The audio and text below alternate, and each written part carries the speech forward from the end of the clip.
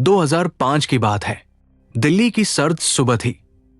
एक सड़क किनारे भीड़ के बीच में एक छोटा बच्चा रो रहा था। उसके पैरों के पास एक टूटी हुई स्कूल बैग और सामने खड़ा पुलिस वाला उसे डांटते हुए कह रहा था, यहां क्यों बैठा है, हटो यहां से। बच्चे ने बस इतना कहा, मैं स्कूल जा रहा था। पर बस वाला नहीं रुका, क्योंकि मेरे कपड़े मैले थे। लोगों ने देखा और आगे बढ़ गए। किसी ने सोचा तक नहीं कि यह बच्चा क्यों रो रहा था। लेकिन अगर तुम थोड़ा रुककर सोचो, क्या यह अन्याय नहीं है?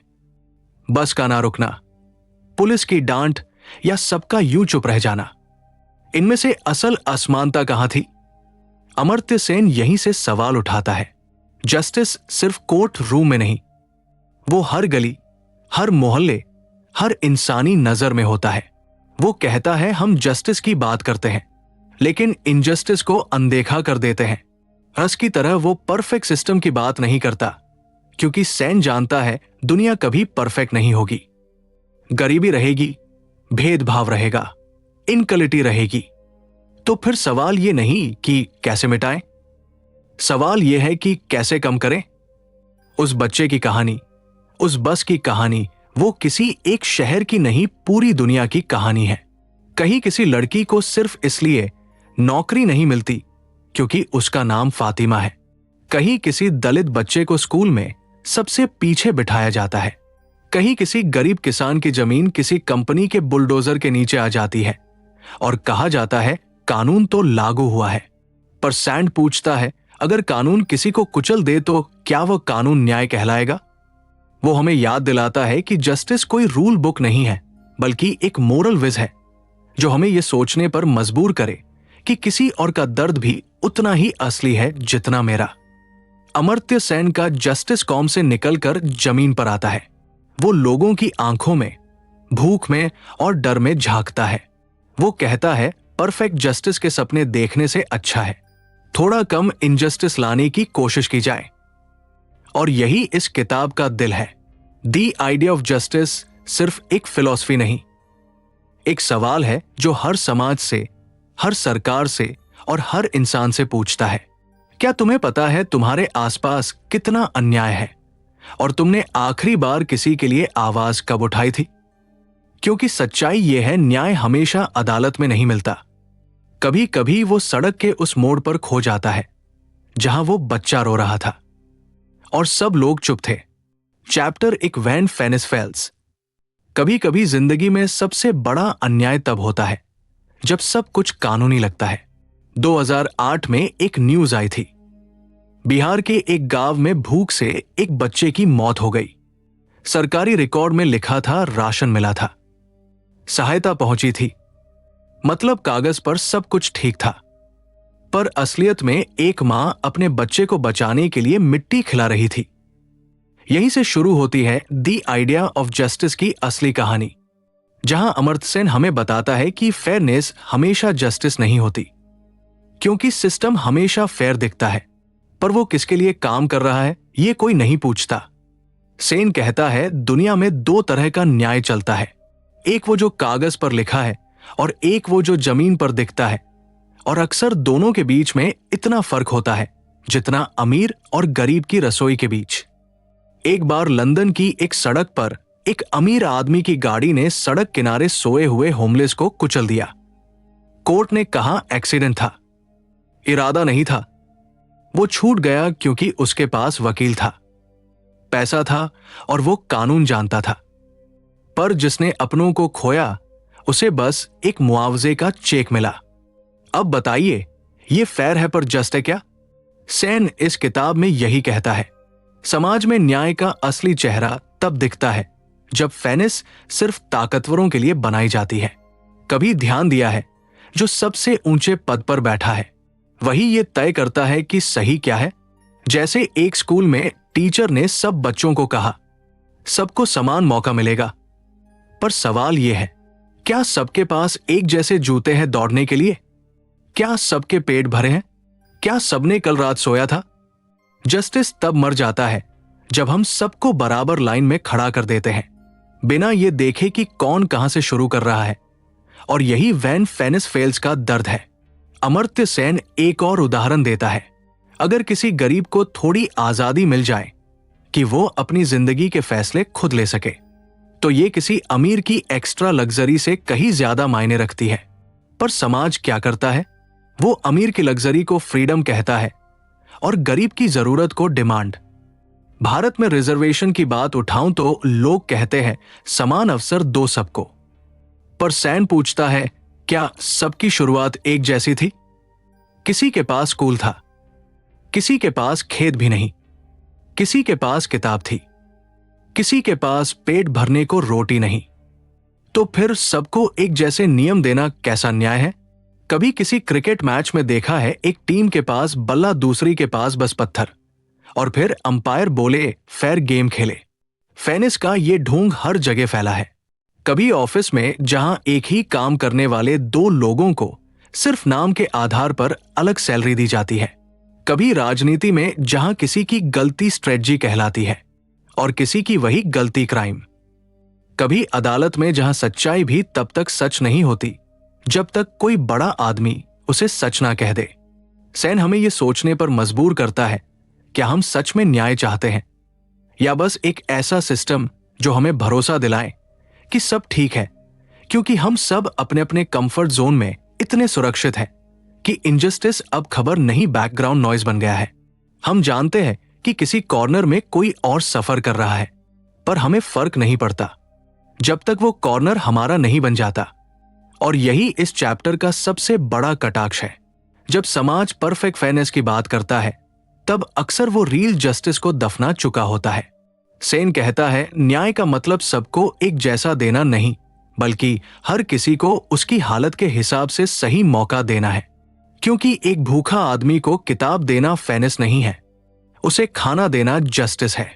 और जब तक दुनिया इस फर्क को नहीं समझेगी, हम बस कानूनों की दीवारें खड़ी करते रहेंगे जिनके अंदर से इंसानियत धीरे धीरे मरती जाएगी। पर सवाल अब यह है, अगर फेयरनेस इतनी फ्रेजाइल है तो असली न्याय कैसा होना चाहिए? क्या कोई ऐसा रास्ता है जहां हम सिर्फ सिस्टम नहीं, इंसान को भी देख सके? यही जवाब छुपा है अगले चैप्टर में, जहां हम समझेंगे कि justice isn't an ideal, it's a choice we make every day. Chapter 2, the mirage of perfect justice. कभी सोचा है अगर किसी दिन धरती पर एक ऐसा सिस्टम बन जाए जो हर इंसान के साथ परफेक्ट जस्टिस करे, जहां किसी के साथ जरा सा भी अन्याय ना हो, जहां हर फैसला पूरी तरह निष्पक्ष हो, तो क्या वह दुनिया सच में बेहतर होगी? अमर्त्य सेन कहता है नहीं, क्योंकि परफेक्ट जस्टिस सिर्फ एक सपना है जो जितना खूबसूरत दिखता है असलियत में उतना ही झूठा है। साल 2012 में एक घटना हुई थी।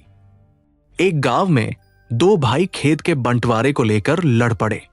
गांव की पंचायत ने कहा बराबर बांट दो, दोनों को आधा आधा खेत मिल जाएगा।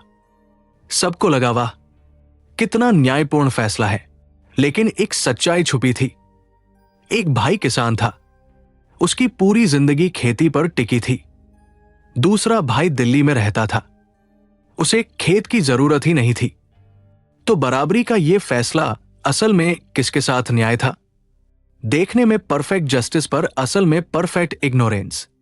अमर्त्य सेन इसी भ्रम को तोड़ता है कि न्याय कोई गणित नहीं है जहां दो पक्षों को बराबर बांट देने से सब बराबर हो जाते हैं। वो कहता है, people don't live in equations, they live in realities. और रियलिटी में हर इंसान की जरूरत, स्थिति और दर्द अलग है। हस जैसे दार्शनिकों ने कहा था कि हमें ऐसा समाज बनाना चाहिए जहां हर चीज परफेक्टली जस्ट हो। पर सन कहता है, तुम्हें परफेक्ट सोसाइटी नहीं चाहिए, तुम्हें बेटर सोसाइटी चाहिए, क्योंकि दुनिया में हमेशा कुछ ना कुछ इनजस्टिस रहेगा। हम उसे मिटा नहीं सकते, लेकिन कम जरूर कर सकते हैं। परफेक्ट जस्टिस की खोज में हम अक्सर रियल जस्टिस को नजरअंदाज कर देते हैं। जैसे किसी गरीब के लिए 1000 रुपए का मुआवजा जिंदगी बदल सकता है, पर किसी अरबती के लिए वो एक टिप से ज्यादा नहीं। अब दोनों को बराबर रकम देना फेयरनेस हो सकती है, पर जस्टिस नहीं, क्योंकि जस्टिस का मतलब है जो जरूरतमंद है उसे जरूरत के हिसाब से देना। सेन हमें याद दिलाता है कि दुनिया में हर किसी की स्टार्टिंग लाइन अलग होती है। किसी के लिए स्कूल तक पहुंचना ही जीत है, किसी के लिए विदेश की यूनिवर्सिटी बस एक ऑप्शन। अब अगर हम दोनों को एक जैसा एग्जाम दे दें तो ये एग्जाम फेयर तो है पर जस नहीं। कभी देखा है ट्रैफिक सिग्नल पर एक भिखारी और एक कारोबारी दोनों साथ खड़े होते हैं। सिग्नल ग्रीन होते ही कारोबारी अपनी BMW में निकल जाता है और भिखारी वही धूप में खड़ा रह जाता है। कानून कहता है दोनों को बराबर सड़क मिली है, पर हकीकत कहती है एक के पास गाड़ी है, दूसरे के पास जूते भी नहीं। तो बताइए ये परफेक्ट जस्टिस है या परफेक्ट हिपोक्रेसी? सेन एक और दिलचस्प उदाहरण देता है। मान लो किसी स्कूल में हर बच्चे को समान किताब, समान शिक्षक और समान टेस्ट दिया गया, लेकिन कुछ बच्चे भूखे पेट पड़ते हैं, कुछ बच्चों के घर में बिजली तक नहीं है। अब अगर कोई बच्चा फेल हो जाए तो क्या उसे दोष देना न्याय होगा, या फिर यह मानना पड़ेगा कि सोसाइटी ने उसे पहले ही फेल कर दिया था? यही सैन का ब्रिलियंस दिखता है। वो कहता है जस्टिस को डिफाइन करने से ज्यादा जरूरी है इनजस्टिस को पहचानना, क्योंकि हमें यह पता होना चाहिए कि कहां अन्याय है ताकि हम उसे ठीक करने की कोशिश कर सकें। परफेक्ट जस्टिस का पीछा करते करते हम ये भूल जाते हैं कि इनजस्टिस रोज हमारे सामने खड़ा है, बस हम उसे नॉर्मल समझ चुके हैं। जैसे किसी ऑफिस में बॉस हमेशा उसी को बढ़ावा देता है जो उसके जैसा सोचता है, बाकी सब एवरेज कहे जाते हैं। कानूनी तौर पर सबको चांस मिला, पर रियलिटी में पाओ ने जस्टिस को निगल लिया। और यही आज की दुनिया की असली कहानी है, जहां सिस्टम फेयर है कहकर सब अपने हाथ झाड़ लेते हैं, चाहे सिस्टम कितना भी टूटा हुआ क्यों ना हो। सेन कहता है जस्टिस को स्टैच्यूज और थ्योरी से नहीं, लोगों की जिंदगी से समझो। अगर एक बच्चा स्कूल नहीं जा पा रहा, एक औरत को बोलने का हक नहीं है, एक गरीब अपनी मेहनत के बावजूद भूखा है, तो सोसाइटी कभी जस्ट नहीं हो सकती, चाहे उसके कानून कितने भी परफेक्ट क्यों ना हो। और इसीलिए सैन हमें एक बड़ा सवाल पूछने पर मजबूर करता है, क्या हम एक परफेक्ट वर्ल्ड चाहते हैं या एक ह्यूमन वर्ल्ड? क्योंकि परफेक्ट जस्टिस ठंडी, कठोर और बेदर्द होती है, जबकि ह्यूमन जस्टिस गर्म, जिंदा और समझदार। कभी कभी सबसे बड़ा न्याय वही होता है जब हम ये मान ले कि दुनिया परफेक्ट नहीं है, पर उसे थोड़ा बेहतर बनाया जा सकता है। यही सैन का जस्टिस का मिराज तोड़ने का तरीका है। वो हमें सिखाता है कि सच्चा न्याय किताबों में नहीं, इंसानों के बीच होता है। पर अब सवाल ये उठता है, अगर परफेक्ट जस्टिस एक भ्रम है तो फिर रियल जस्टिस की पहचान कैसे करें? कौन तय करेगा कि कौन सही है और कौन गलत? और अगर हर इंसान की नजर में न्याय अलग है तो क्या न्याय का कोई यूनिवर्सल ट्रुथ है भी या नहीं? यही सवाल हमें अगले चैप्टर तक ले जाता है, जहां हम समझेंगे why every truth about justice depends on where you stand. Chapter 3 freedom beyond rules. कभी किसी बच्चे को देखा है जो क्लास में सबसे आगे बैठा है, सब नियम मानता है, लेकिन फिर भी अंदर से टूटा हुआ लगता है। वो जानता है कि अगर वो एक शब्द भी अपनी मर्जी से बोले तो इनडिसिप्लिन का टैग लग जाएगा। अब सोचो अगर एक समाज ऐसा हो जहां सब लोग बस नियमों के डर से चुप है, तो क्या वो समाज न्यायपूर्ण है या डरा हुआ? अमर्त्य सेन यहीं से बात शुरू करता है। वो कहता है जस्टिस का कोई मतलब नहीं अगर वो इंसान की आजादी को मार दे, क्योंकि बिना फ्रीडम के जस्टिस वैसा ही है जैसे पिंजरे में बंद तोता सुंदर दिखता है, बोलता भी है पर उड़ नहीं सकता।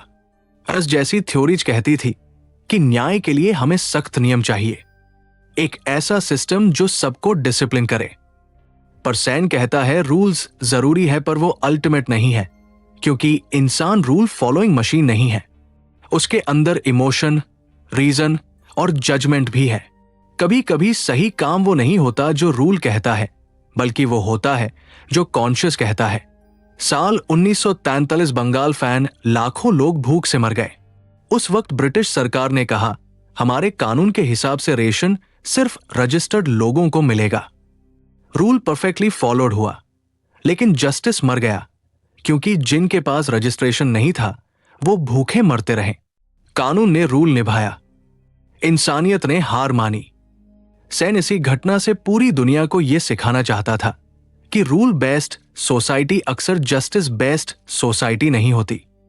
वो कहता है फ्रीडम मतलब सिर्फ बोलने का हक नहीं, बल्कि ये हक कि तुम्हारी आवाज सुनी भी जाए। और यही फर्क है डेवलप सोसाइटी और जस्ट सोसाइटी में। कई बार देश अमीर हो जाते हैं पर आजाद नहीं, क्योंकि लोगों के पास पैसा तो है पर डिसीजन लेने की ताकत नहीं। एक एग्जाम्पल सोचो, किसी बड़ी कंपनी में वर्कर को कहा गया कि तुम चाहो तो रिजाइन कर सकते हो, यह तुम्हारी फ्रीडम है। लेकिन अगर उसे पता है कि बाहर उसे कोई और नौकरी नहीं मिलेगी, तो यह फ्रीडम नहीं, pressure under the mask of freedom है। सेन इसे कैपेबिलिटी डेप्रिवेशन कहता है, जहां आजादी दिखती है पर असल में वो इल्यूजन होती है। कई देशों में लोग बोल सकते हैं पर कोई सुनता नहीं। कई जगह कानून समान है पर एक्सेस अनइक्वल, और ये इनक्वलिटी ही जस्टिस को कमजोर बनाती है। सेन कहता है अगर फ्रीडम सबको बराबर नहीं मिली तो रूल फॉलोइंग समाज सिर्फ एक डेकोरेटेड जेल है। आज भी दुनिया में कई समाज ऐसे हैं जहां रूल तो मॉडर्न है पर सोच अब भी गुलाम है। एक लड़की अगर रात को बाहर निकले तो कहा जाता है रूल तोड़ रही है, पर वही रूल मर्द पर लागू नहीं होता। अब बताइए ये लॉ है या हिपोक्रेसी का यूनिफॉर्म? सेंट जस्टिस को सिर्फ सिस्टम नहीं मानता, वो उसे लिविंग स्पेस मानता है, जहां इंसान को यह हक हो कि वो अपनी जिंदगी खुद डिफाइन कर सके। फ्रीडम सिर्फ बोलने या घूमने का नाम नहीं है। फ्रीडम का मतलब है to have the real choice. जैसे अगर किसी गरीब के पास इलाज के पैसे नहीं है, तो क्या उसे हॉस्पिटल जाने की फ्रीडम देना जस्टिस है? नहीं, क्योंकि उसकी फ्रीडम थ्योरेटिकल है, प्रैक्टिकल नहीं। वो कहता है जस्टिस वही है जहां चॉइस रियलिटी बनती है। सेन के लिए जस्टिस कोई एब्स्ट्रैक्ट थ्योरी नहीं, बल्कि एवरीडे लाइफ का स्ट्रगल है। वो कहता है एक समाज तभी न्यायपूर्ण है जब वो डिसेंट से डरता नहीं, क्योंकि डिसेंट वो मिरर है जो सिस्टम को उसकी सच्चाई दिखाता है। पर जब रूलर्स हर असहमति को रिबेलियन कहने लगते हैं, तो जस्टिस बस एक शो बन जाता है। और यही सबसे बड़ा खतरा है, जब लोग जस्टिस की बात करने से डरने लगते हैं, क्योंकि उन्हें पता है कि रूल उनके खिलाफ है। सेन कहता है ऐसे समाज में फ्रीडम तो मर ही जाती है, पर साथ में ह्यूमैनिटी भी दफन हो जाती है। जस्टिस और फ्रीडम का रिश्ता वैसा है जैसे आत्मा और शरीर का, एक बिना दूसरा बेमानी। रूल्स अगर शरीर है तो फ्रीडम उसकी आत्मा है। अगर शरीर बचे और आत्मा मर जाए तो उसे जस्टिस नहीं कहा जा सकता, वो बस डिसिप्लिन अंडर डिक्टेटरशिप बन जाता है। सेन चाहता है एक ऐसी दुनिया जहां लोग डर से नहीं समझ से नियम माने, जहां कोई रूल इतना कठोर ना हो कि इंसान टूट जाए, और कोई फ्रीडम इतनी बेकाबू ना हो कि सिस्टम जल जाए। वो बैलेंस चाहता है जहां लॉ इंसान के लिए बने, इंसान लॉ के लिए नहीं, क्योंकि जस्टिस का असली मतलब यही है, to protect the right to be human. पर अब सवाल उठता है, अगर जस्टिस और फ्रीडम दोनों जरूरी है, तो कौन तय करेगा कि इन दोनों के बीच सीमा कहां खींची जाए? कब फ्रीडम सोसाइटी को तोड़ती है और कब उसे बचाती है?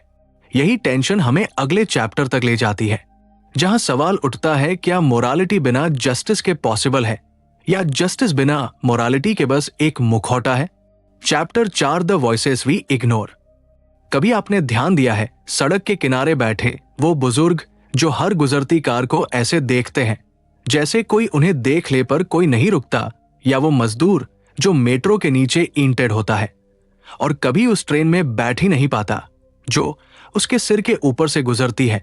ये सब लोग जिंदा है पर उनके पास एक चीज नहीं है, आवाज। अमर्त्य सेन कहता है इनजस्टिस हमेशा वहां से शुरू होता है जहां आवाज खत्म होती है, क्योंकि हर समाज की बुनियाद इस पर नहीं टिकी होती कि कितने कानून हैं, बल्कि इस पर कि कितनी आवाजें सुनी जाती है। पर हम एक ऐसे दौर में जी रहे हैं जहां चुप्पी मैच्योरिटी कहलाती है और सवाल पूछना रिबेलियन। सेन कहता है डेमोक्रेसी का मतलब वोट डालना नहीं बल्कि सुना जाना है, पर असलियत यह है कि हमारी दुनिया सुनती नहीं, बस तय करती है कि कौन बोलेगा और कौन चुप रहेगा।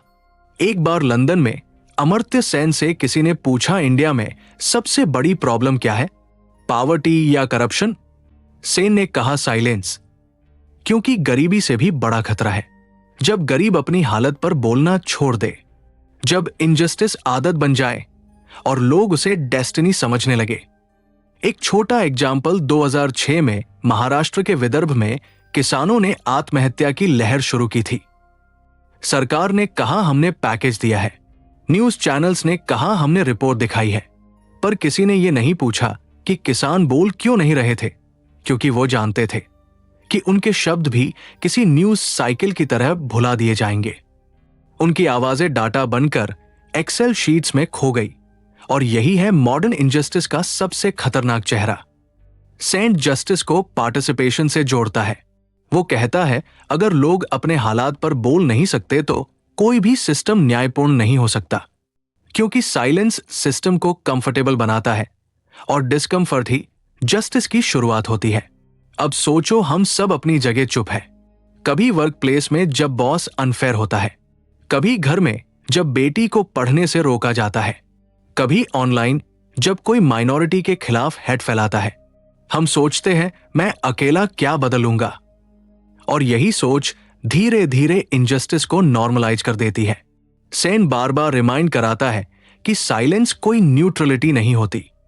जो चुप है वो भी किसी ना किसी पक्ष में है, अक्सर ऑपरेसर के, क्योंकि जब हम किसी के साथ नहीं खड़े होते तो हम अनजाने में उस शक्ति के साथ खड़े होते हैं जो उसे दबा रही है।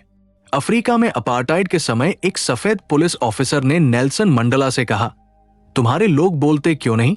मंडेला ने बस मुस्कुराकर कहा, क्योंकि तुम्हारे कानून उन्हें सिखाते हैं कि उनकी चुप्पी ही उनकी सेफ्टी है। सेन इसी बात को दुनिया के हर समाज पर लागू करता है। कहता है जब डर बोलने से बड़ा हो जाए तो न्याय मर जाता है और डेमोक्रेसी बस रिचुअल बनकर रह जाती है। आज डिजिटल एज में तो चुप्पी और भी ट्रिकी हो गई है।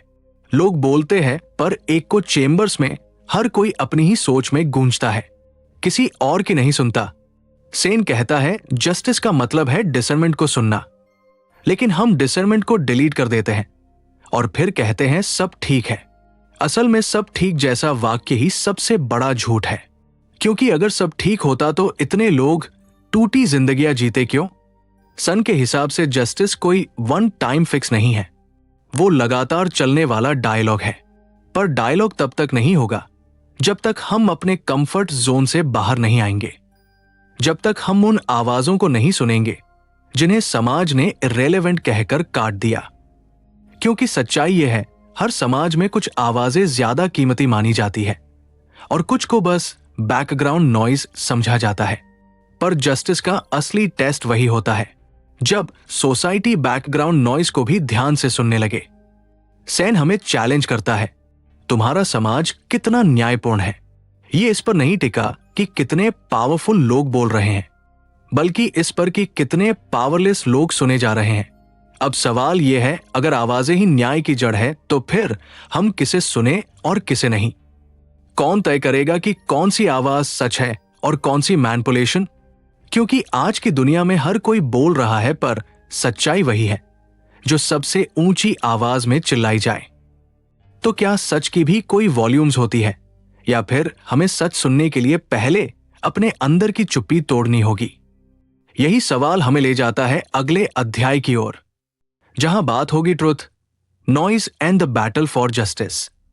क्योंकि कई बार जो सबसे ज्यादा बोलता है वही सच से सबसे दूर होता है। Chapter 5, the weight of inequality. कभी अपने शहर की किसी ऊंची बिल्डिंग की छत से नीचे झांक कर देखा है? नीचे वही सड़क होती है जहां कोई बच्चा नंगे पैर भाग रहा होता है, कोई मां सब्जी बेच रही होती है, कोई ऑटो वाला हॉर्न पर हॉर्न मार रहा होता है, और वहीं से कुछ मीटर ऊपर उसी शहर की हवा थोड़ी ठंडी, थोड़ा साफ और थोड़ी स्पेशल लगती है। अमर्त्य सेन इसी फर्क को द वेट ऑफ इनक्वलिटी कहता है। वो अदृश्य दीवार जो लोगों को अलग करती है। भले ही सब एक ही देश, एक ही कानून, एक ही संविधान के तहत जी रहे हो। वो कहता है इनजस्टिस की सबसे खतरनाक शक्ल वही है जो हमें नॉर्मल लगती है, जैसे गरीबी हम रोज देखते हैं, पर अब हमें फर्क नहीं पड़ता क्योंकि हमने उसे सिस्टम का हिस्सा मान लिया है। कुछ लोग गरीब हैं, कुछ अमीर, यही दुनिया का नियम है। पर सेन पूछता है, क्या ये नियम है या हमने इसे बहाना बना लिया है? 1974 में बांग्लादेश में एक साइक्लोन आया था। सरकार ने कहा, हमारे पास रिसोर्सेज नहीं है सबको बचाने के, लेकिन सन ने साबित किया कि रिसोर्सेज थे, बस डिस्ट्रीब्यूशन गलत था। कुछ जगह फूड जमा था पर वहां तक पहुंचा नहीं, क्योंकि जो ज्यादा जोर से चिल्ला सकता था वही सुना गया, बाकी बस मर गए चुपचाप। सैन ने इसे कहा इनक्वलिटी ऑफ वॉइस, क्योंकि दुनिया में भूखमरी सिर्फ अनाज की कमी से नहीं होती, बल्कि इंसाफ की कमी से होती है।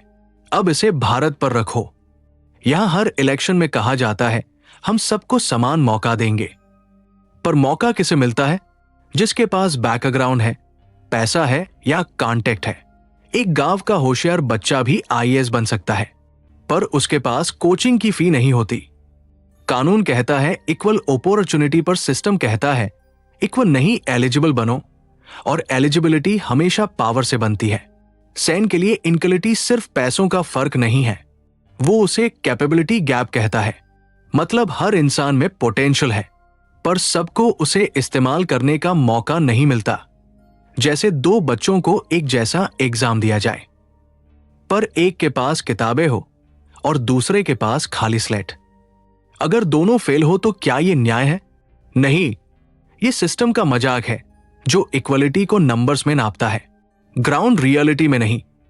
सेन का कहना है कि जस्टिस का मतलब सबको इक्वल देना नहीं, बल्कि सबको फेयर चांस देना है। जैसे अगर कोई व्यक्ति पैदल चल रहा है और दूसरा गाड़ी में बैठा है, तो दोनों को इक्वल स्पीड लिमिट देना फेयरनेस नहीं, क्रुएल्टी है, क्योंकि एक को चलने की जगह चाहिए, दूसरे को रुकने की। जस्टिस वही है जो दोनों की जरूरत समझे ना कि दोनों पर एक जैसा रूल थोप दे। आज की दुनिया में इनक्वलिटी और भी जटिल हो गई है। पहले फर्क पैसा तय करता था, अब फर्क आइडेंटिटी तय करती है। कौन किस जाति, धर्म, जेंडर या देश से है, इससे डिसाइड होता है कि उसकी बात कितनी सुनी जाएगी। सेन कहता है जब न्याय पहचान पर टिक जाए तो वो न्याय नहीं हायरार्की बन जाता है। 2020 में पेंडेमिक आया। किसी के लिए क्वारंटाइन लग्जरी था, किसी के लिए जेल, किसी ने नेटफ्लिक्स देखा, किसी ने भूख। कानून सबके लिए एक था, घर में रहो, पर घर सबके पास नहीं था। तो फिर ये लॉ जस्टिस था या प्रिविलेज की दीवार पर लिखा मजाक? सेन का सबसे बड़ा पॉइंट यही है, इनक्वलिटी सिर्फ अनफेयर डिस्ट्रीब्यूशन नहीं है, वो अनफेयर अटेंशन भी है। क्योंकि जो समाज गरीब को देखना बंद कर देता है, वो धीरे धीरे अपने कॉन्शियस को खो देता है। वो कहता है जस्टिस की लड़ाई अदालतों में नहीं ज़मीर में लड़ी जाती है, क्योंकि जब किसी बच्चे को भूख लगती है तो उसे संविधान नहीं खाना चाहिए, और जब कोई औरत हरासमेंट के बाद केस दर्ज कराती है तो उसे 10 साल बाद की तारीख नहीं, आज का न्याय चाहिए। पर सिस्टम कहता है धैर्य रखो, कानून का पालन करो। सेन कहता है यही वो धैर्य है जिसने समाज को सुस्त और अन्याय बना दिया है। जस्टिस का मतलब सिर्फ सही कानून बनाना नहीं, बल्कि उन कानूनों को इस तरह लागू करना है कि हर इंसान की जिंदगी थोड़ी आसान हो सके। क्योंकि इनक्वलिटी सिर्फ आंकड़ों में नहीं होती, वो एक एक इंसान की आंखों में होती है, जहां उम्मीद धीरे धीरे बुझती जाती है। अमर्त्य सेन हमें एक ऐसा आईना दिखाता है जिसमें हम अपनी ही चुप्पी, अपनी ही सेल्फिशनेस और अपनी ही बेपरवाही को देखते हैं। वो कहता है हर वो जगह जहां इंसान झुकता है वहां न्याय गिरता है। लेकिन अब सवाल ये उठता है, अगर इनक्वलिटी का बोझ इतना भारी है तो क्या सिर्फ सिस्टम को बदलना काफी है, या हमें अपनी सोच भी बदलनी होगी ताकि हम सिर्फ न्याय मांगने वाले ना रहें बल्कि उसे जीने वाले बने? यही सवाल हमें ले जाता है अगले अध्याय की ओर, जहां बात होगी उस सबसे बड़ी लड़ाई की जो बाहर नहीं हमारे अंदर चल रही है। The battle within why we fear justice itself. Chapter 6 better world is possible. सोचो एक ऐसी सुबह जहां कोई बच्चा स्कूल जाते वक्त ये ना सोचे कि उसकी फीस कौन भरेगा, जहां किसी लड़की को ये डर ना हो कि रात में घर लौटते वक्त सड़क पर कौन मिलेगा, जहां किसी बूढ़े मजदूर को ये चिंता न सताएं कि कल काम मिलेगा या नहीं। थोड़ा आइडिया लगता है ना? अमर्त्य सेन कहता है इम्पॉसिबल नहीं है, बस हमने कोशिश बंद कर दी है। सेन पूरी किताब में यही साबित करना चाहता है कि न्याय किसी एक परफेक्ट सिस्टम से नहीं आता, वो आता है हमारी कंटिन्यूअस कोशिशों से। वो जॉन रस की तरह एक परफेक्ट समाज का खाका नहीं खींचता। वो कहता है चलो पहले उस इनजस्टिस को हटाएं जो साफ दिख रही है, क्योंकि दुनिया को बेहतर बनाने की शुरुआत किसी आइडियल से नहीं, किसी अन्याय के खिलाफ छोटे कदम से होती है। जैसे एक सच्ची कहानी, ब्राजील के एक छोटे से गांव में एक औरत थी, मरिया डा पेना। उसके पति ने उसे मार मार कर अधमरा कर दिया। वो जिंदा तो बची पर जस्टिस के लिए 19 साल तक लड़ी। आखिर में उसने केस जीता और पूरे देश में एक नया लॉ बना, द मरिया डा पेना लॉ, जो महिलाओं के खिलाफ हिंसा को सख्ती से रोकता है। सेन कहता है यही रियल प्रोग्रेस है, जहां एक इंसान की तकलीफ पूरे समाज का कानून बदल देती है। वो ये भी कहता है कि बेहतर दुनिया किसी एक आइडियोलॉजी से नहीं बनेगी। ना कैपिटलिज्म अकेला इसे ठीक कर सकता है, ना सोशलिज्म, क्योंकि असली प्रॉब्लम सिस्टम नहीं, वो मानव उदासीनता है जो सिस्टम को चलाती है। हमने प्रोग्रेस को जीडीपी में मापना शुरू कर दिया, पर इंसान की गरिमा को भूल गए। हमने पूछा देश कितना बढ़ा, पर कभी नहीं पूछा कितने लोग पीछे छूट गए। सेन का मानना है कि जस्टिस का मतलब सबको बराबर कर देना नहीं है, बल्कि हर इंसान को वो कैपेबिलिटी देना है जिससे वो अपनी जिंदगी खुद बेहतर बना सके। जैसे किसी को सिखाना कैसे मछली पकड़ी जाती है, ना कि रोज उसे एक मछली दे देना। पर उसके साथ साथ ये भी समझना कि अगर उसके पास तालाब तक पहुंच ही नहीं है तो सिखाने का क्या फायदा। वो ये भी कहता है कि एक बेटर वर्ल्ड की शुरुआत लोकतंत्र से होती है, पर वो वाला लोकतंत्र नहीं जो हर 5 साल में वोट मांगे, बल्कि वो जो हर दिन सवाल सुनना चाहे। वो कहता है democracy isn't about elections, it's about conversations. मतलब जब तक समाज में संवाद जिंदा है, न्याय मर नहीं सकता। और जब लोग बोलना बंद कर दें तो सबसे पहले सन्नाटा नहीं आता, अन्याय आता है। भारत जैसे देशों में ये बात और गहरी है। यहां 140 करोड़ आवाजें हैं, पर सुनने वाले कितने हैं? सेन कहता है असली ताकत उस सरकार में नहीं जो सबसे ऊंचा बोलती है, बल्कि उस समाज में है जो सबसे धीमी आवाज भी सुनता है। और जब कोई समाज अपने कमजोरों की आवाज को इज्जत देने लगता है, वहीं से बेटर वर्ल्ड की शुरुआत होती है। अब सवाल उठता है, क्या हम ये दुनिया देख पाएंगे?